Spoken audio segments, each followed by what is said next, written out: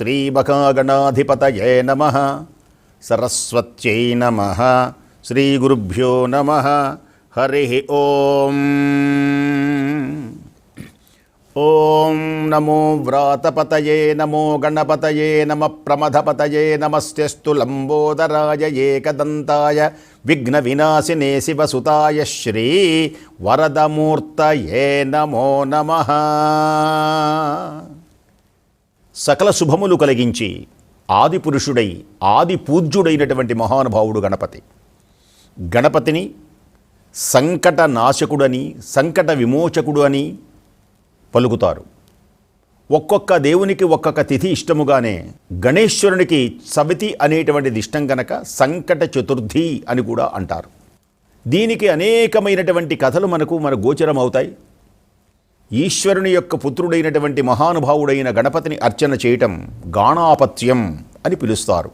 పంచాయతనాల్లో ఆదిత్య అంబికా విష్ణు గణనాథం మహేశ్వరం, దీనిలో గణపతిని గురించి వర్ణించేటువంటిది గాణాపత్యం. ఈ గాణాపత్యంలో మహానుభావుడైనటువంటి గణపతియే ఆదిపురుషుడు.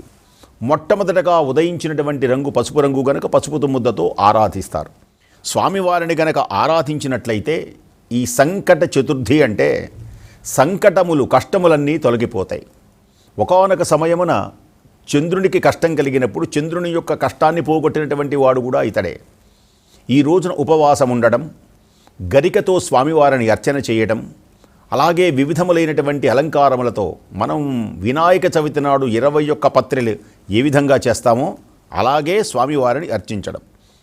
ప్రథమం వక్రతుండంచ ఏకదంతంచ ద్వితీయకం తృతీయం కృష్ణపింగళాక్షం గజవక్త్రం చతుర్ధకం లంబోదరం పంచమంచ షష్టం వికటమేవచ సప్తమం విఘ్నరాజంచ ధూమ్రవర్ణం తథాష్టమం నవమం పాలచంద్రంచ దశమంతు వినాయకం ఏకాదశంతు గణపతిం ద్వాదశంతు గజాననం.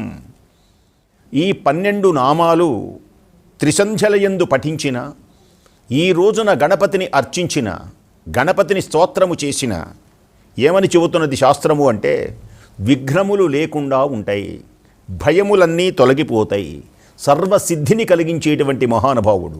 సిద్ధి వినాయక శివతనయ బుద్ధి ప్రదాయక మృదు హృదయ, సిద్ధి వినాయక శివతనయ బుద్ధి ప్రదాయక మృదు హృదయ, గణాధినాయక కదలుమయ గణాధినాయక కదలుమయ, భక్త జనముల బ్రోవగ సమయమయ.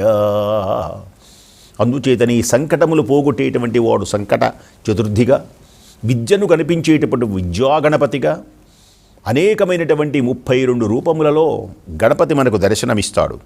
అందుచేత ఈ రోజున గణపతి చతుర్థి నాడు అర్చించినట్లయితే ఫలితము ఏమిటి? ఈ సంకట చతుర్థి అంటే ఏమిటి? సంకటములన్నీ పోగొట్టేటువంటి రోజు గనక సంకట చతుర్థి. చంద్రునికి కానీ దేవతలకు కానీ అనేకమైనటువంటి కష్టములు కలిగినప్పుడు ఈ మహానుభావుని అర్చించారు. ఒక చిన్ని ఉదాహరణ చెబుతాను. పాలసముద్రంలో మందరగిరి పర్వతాన్ని అలా చిలుకుతున్నప్పుడు మందరగిరి పర్వతం ఢామ్మని పడింది నీళ్లలో. అంటే సరైనటువంటి స్థితి లేక అటు ఇటు చిలుకుతున్నప్పుడు అందరూ వెళ్ళి విష్ణుమూర్తిని మొరబెట్టుకున్నారు. స్వామి, మందరగిరి పర్వతం కనుక చిలికినట్లయితే అమృతం పుడుతుంది, అమృతం కలుగుతుంది అని మీరు చెప్పారు కదా. ఆ ప్రకారం ఎంతో కష్టపడి మందరగిరి పర్వతాన్ని తెచ్చి వాచుకుని తీసుకొని వచ్చి చిలికాం, కానీ మందరగిరి పర్వతం అలా కూలిపోయింది అనగానే అప్పుడు విష్ణుమూర్తి అన్నారు, సంకటములన్నీ తొలగించేటువంటి ఆ గణపతిని మీరు అర్చించారా? ప్రారంభంలో గణపతిని గనక మీరు అర్చించలేదు కనుక మీకు ఈ కష్టాలు వచ్చినాయి. కాబట్టి ఇప్పుడు మీరు వెళ్ళి ఆ గణపతిని అర్చన చెయ్యండి, గణపతిని శరణు వేడుకోండి. దూర్వార సహస్రపరమాదేవి శతమూలా శతాంకురా. దూర్వారం అంటే గరిక, గరికతో స్వామివారిని అర్చన చేయాలి. దేనికని అంటే ఆ గరిక గురించే వేదం చెబుతుంది. సహస్ర పరమాదేవి శతమూలా శతాంకురా సర్వగుం హరతు మే పాపం దూర్వా దుస్వప్ననాశిని. దుస్వప్నములు తొలగిపోతాయి, దుష్టభావములు తొలగిపోతాయి, కష్టములన్నీ తొలగిపోతాయి. గణపతి యొక్క పరిపూర్ణమైనటువంటి అనుగ్రహం కలుగుతుంది గనక ఆ గరికతో స్వామివారిని అర్చన చేయండి అని ఎప్పుడైతే అలా తెలియచేశారో, అర్చన చేశారో, ఆ గణపతి అనుగ్రహం వలన మందరగిరి పర్వతం నిలబడడం, మహానుభావుడైనటువంటి విష్ణుమూర్తి ఆ లోపలికి కుంగకుండా కూర్మావతారాన్ని ఎత్తడం, అమృతాన్ని తెప్పించడం, ఇవన్నీ ఒక పెద్ద కథగా మనకు క్షీరసాగర మథనం అనేటువంటి పేరుతో ఉంటుంది. కనుక విద్యార్థి లభతే విద్యాం, ఈ రోజున అర్చించినట్లయితే ఫలితము ఏమిటి? విద్యార్థి లభతే విద్యాం, విద్యా గణపతిగా ఈవేళ గనక అర్చించినట్లయితే విద్య లేనటువంటి వారికి విద్య కలుగుతుంది. ప్రతి వ్యక్తి విద్యను నేర్చుకోవాలి. విద్య జ్ఞానం. విద్య గనక నేర్చుకోకపోయినవాడు మర్చుడా? విద్య లేనివాడు వింత పశువు మర్చుడే, విద్య నేర్వనివాడు మర్చుడే. అంటే మానవుడా? అంటే మానవుడు కాదు. అలాంటి విద్య కలగాలి అంటే గణపతిని అర్చించినట్లయితే ఈ రోజున సంకట చతుర్దశి నాడు, ఈ చతుర్థి అంటే చవితి నాడు గణపతిని గనక అర్చించినట్లయితే విద్యార్థి లభతే విద్యాం, ధనార్థి లభతే ధనం. లక్ష్మీ గణపతిగా గం గణపతయే నమః, గణపతిని గనక సేవించినట్లయితే ధనం కలుగుతుంది, విద్య కలుగుతుంది. పుత్రార్థి లభతే పుత్రాన్, పుత్రులు లేనటువంటి వారికి పుత్రులు కలుగుతాయి. ఇవన్నీ నాకు అక్కరలేదు, మోక్షమే కావాలి అనుకుంటే మోక్షార్థి లభతే గతిం, ఆ మహానుభావుణ్ణి నిరంతరం అర్చన చేయాలి. అంతేకాక 8 సార్లు ఓం గం గణపతయే నమః, ఓం గం గణపతయే నమః, ఓం గం గణపతయే నమః అని గనక రాసి ఆ గణపతి రాసినటువంటి దానికి గనక నమస్కారం చేసుకుంటే అష్టసిద్ధులు కలుగుతాయి. జయ జయ విఘ్నేశ్వర, జయ విఘ్నేశ్వర నమో నమో, జగద్రక్షక నమో నమో, జయ విఘ్నేశ్వర నమో నమో, జగద్రక్షక నమో నమో, జయకర శుభకర సర్వపరాత్పర జగదుద్ధార నమో నమో, నమో నమో, జయ విఘ్నేశ్వర నమో నమో, జగద్రక్షక నమో నమో, జయకర శుభకర సర్వపరాత్పర జగదుద్ధార నమో నమో, మూషికవాహన నమో నమో, మునిజన వందిత నమో నమో, మూషికవాహన నమో నమో, మునిజన వందిత నమో నమో, మాయా రాక్షస మదాపహరణ మన్మధారిసుత నమో నమో, మన్మధారిసుత నమో నమో. గౌరికి ప్రియమైనటువంటి వాడు, గంధర్వులతో మించినటువంటి అద్భుతమైనటువంటి గానములతో వినోదములు చెందేటువంటి వాడు, ఎవరు ఏది కోరితే అది ఫలములను ఇవ్వగలిగినటువంటి వాడు, అలాగే నిత్యమైనటువంటి ఆనందాన్ని మనకు అనుగ్రహించగలిగినటువంటి వాడు, నిత్య మహోత్సవములతో నిత్య పూజలతో పులకించపోయేటువంటి మహానుభావునికి నేను నమస్కరించుచున్నాను. గణపతిని అర్చించాలి, గణపతిని పూజ చేయాలి. ఈ రోజున ఎవరైతే గణపతి యొక్క దివ్యమైనటువంటి అర్చనలు చేస్తారో, అందుచేతనే చవితి తిథి ఇందాక చెప్పుకున్నట్లుగా గణపతికి ఇష్టమైనటువంటిది. మరి ఈ గణపతిని ఎవరు అర్చించారు అంటే వశిష్ఠ వామదేవాది వందిత, వశిష్ఠుడు వామదేవుడు అర్చించారు, ఎందరెందరో మహనీయులు అర్చించారు. భూతాది సంసేవిత చరణం, సమస్తమైనటువంటి భూతకోటి మొత్తం గణపతి యొక్క దివ్య పాదములకు నమస్కరిస్తూ ఉన్నది ఈనాడు.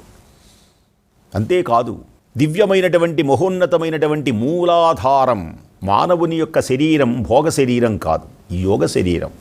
ఈ యోగ శరీరంలో మూలాధార, స్వాధిష్టాన, మణిపూరక, అనాహత, అలాగే విశుద్ధ ఆజ్ఞా చక్రములు 6 దాటిన తర్వాత సహస్రారం.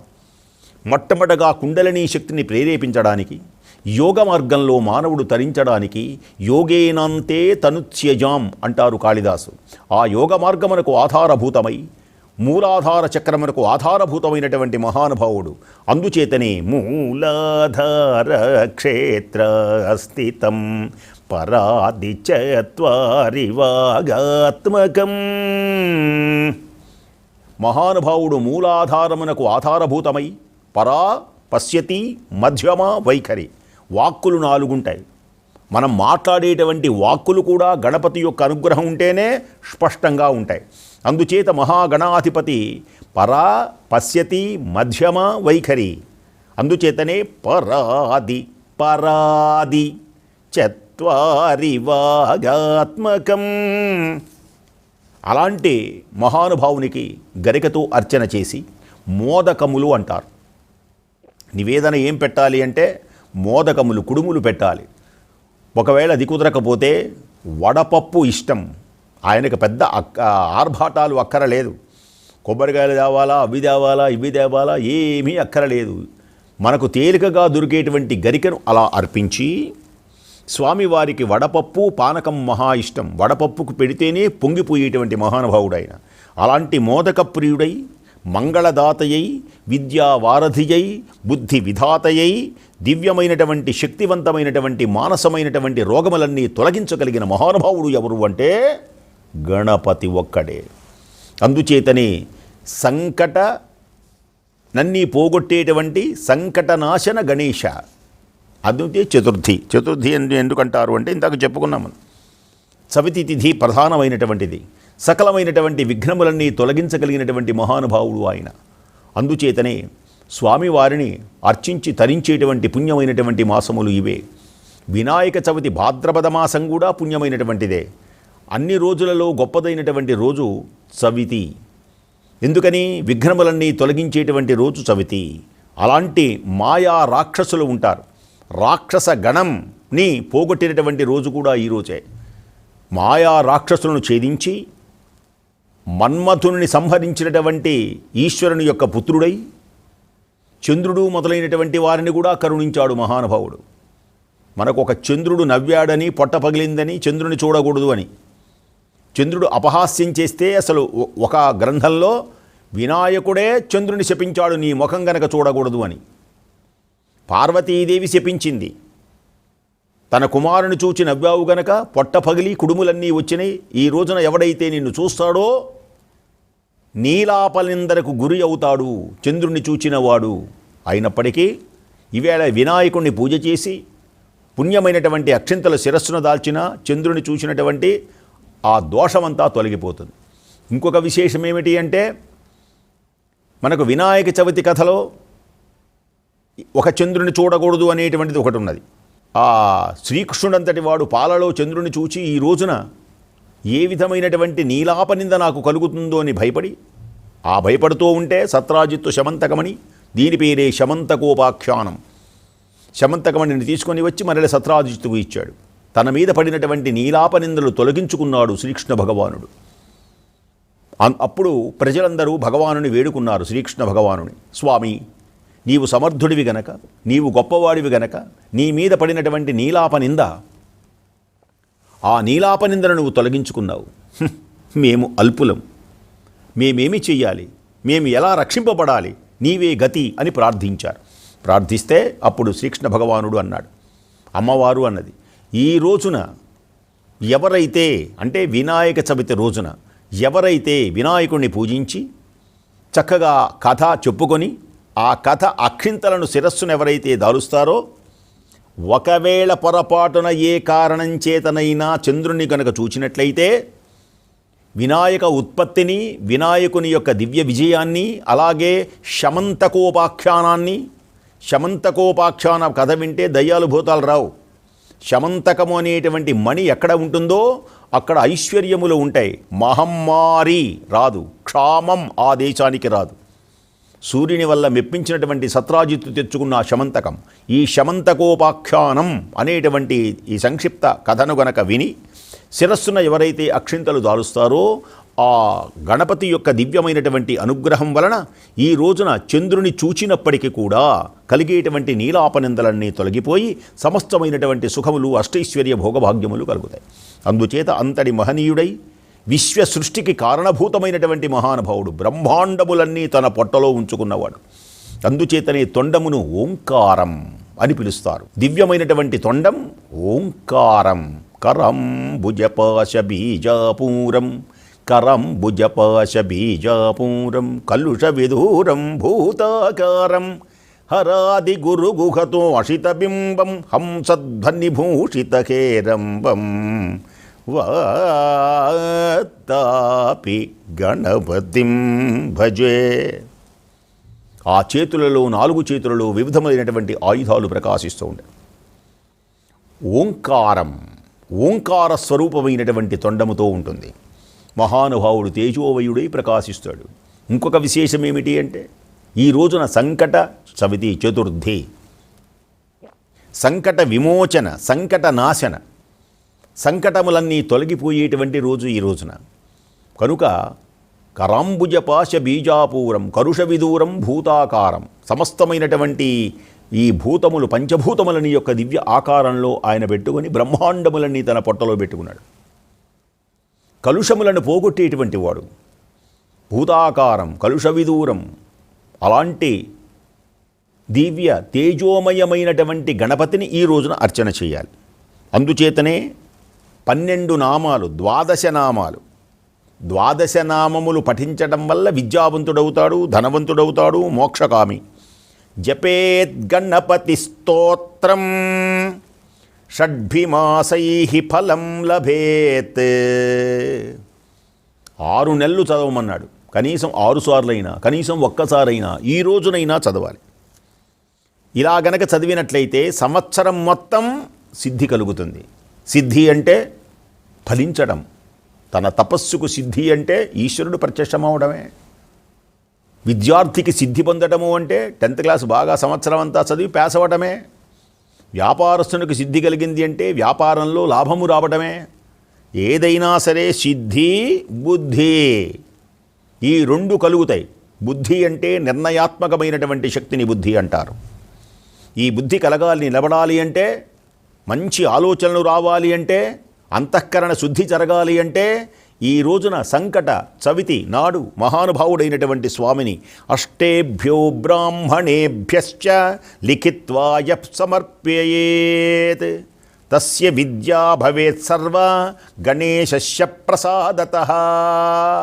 ఈ దివ్య మహోన్నతమైనటువంటివి ఇందాక చెప్పుకున్నట్లుగా 8 సార్లు దీనిని లిఖించి స్వామివారికి అర్పణ చేసినట్లయితే సకల సిద్ధి కలుగుతుంది. గణపతి ఇంకా ఎలాంటి వాడు అంటే అకార ఉకార మకారముల ఓంకార రూపం. ఆయనయే బ్రహ్మ, ఆయనయే విష్ణువు. చక్కగా మనకు గణపతి ఉపనిషత్తు అని ఒకటి ఉంటుంది. దానిలో త్వమేవం ప్రత్యక్షం బ్రహ్మాసి, త్వమేవం ప్రత్యక్షం బ్రహ్మాసి, సమస్తమైనటువంటి సృష్టికి కారణభూతమైనటువంటి వాడివి. అందుచేత ఆ మహానుభావుణ్ణి వేదమంత్రం పలుకుతుంది. ఓం గణానాం త్వా గణపతిగుం హవామహే కవిం కవేనాముపమశ్రవస్తమం జ్యేష్ఠరాజం బ్రహ్మణాం బ్రహ్మణస్పత ఆనశృణ్వన్నోతిభిः సీదసాదనం. అంటే ఓం గణానాం త్వా, ఈ భూమి మీద భూలోక భువర్లోక సువర్లోక తపోలోకములలో సమస్తమైనటువంటి గణములకు అధిపతి అయినటువంటి నీకు నమస్కారం. అలాంటి గణపతికి నమస్కారం. కవిం కవీనాం, కవులకు కవి ఆయన. గణపతి ఎలాంటి వాడు అంటే కవులకు కవి. అందరూ కూడా ఏ కవి అయినా, ఏ నాట్యం వాడైనా, ఏ పాటైనా, ఏ కార్యమైనా, ఏ శుభకార్యమైనా, అందుచేతనే సుముఖశ్చైకదంతశ్చ కపిలో గజకర్ణికః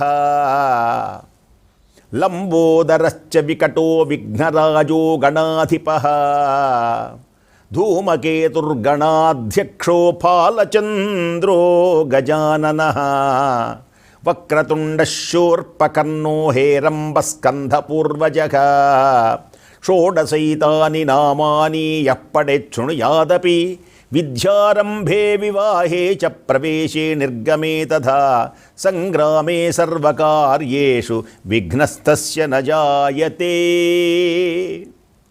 విద్యను ప్రారంభించే ముందు సమస్తమైనటువంటి శుభములకు గణపతిని అర్చన చేయాలి. కవిం కవీనాముపమశ్రవస్తమం, ఉపమశ్రవస్తమం అంటే ఈ సృష్టిలో వేదం పలుకుతుంది, ఈ సృష్టిలో సమస్తమైనటువంటి వస్తుజాలమున్నదే, ఏ వస్తుజాలమున్నదో ఆ వస్తుజాలము మొత్తము గణపతి అధీనమే. ఉపమశ్రవస్తమం జ్యేష్ఠరాజం బ్రహ్మణాం, జ్యేష్ఠుడు ఆయన, బ్రహ్మ పదార్థము ఆయన, పరబ్రహ్మస్వరూపము ఏదైతే వర్ణింపబడుతుందో, జ్యేష్ఠరాజం బ్రహ్మణాం బ్రహ్మణస్పత ఆన శృణ్వన్నోతిభిస్సీదసాదనం. సమస్తమైనటువంటి బ్రహ్మ పదార్థానికి ఏ మహనీయులు మోక్షప్రాప్తికై ఆరాధిస్తున్నారో అట్టి మోక్షమును కలిగించేటువంటి మహానుభావుడు, ఆత్మ సౌందర్యమును పెంచేటువంటి వాడు, ఆత్మ జ్ఞానమును కలిగించేటువంటి ఆ మహానుభావుడు ఈ రోజున అర్చించినటువంటి వారికి కష్టములన్నీ తొలగిపోయి విద్య సమస్తమైనటువంటి ఐశ్వర్యములు ప్రాప్తిస్తాయి. అట్టి యొక్క దివ్యమైనటువంటి మహాగణాధిపతికి మనము నమస్కారం చేస్తూ, శ్రీ శంభుతన్నయున్నకు సిద్ధిగలనాదునకు వాసిగల దేవతా వంజునకును. శ్రీ సిద్ధి గణపతికి, మహానుభావుడైనటువంటి ఆ గణపతికి జయమంగళం నిత్య శుభమంగళం.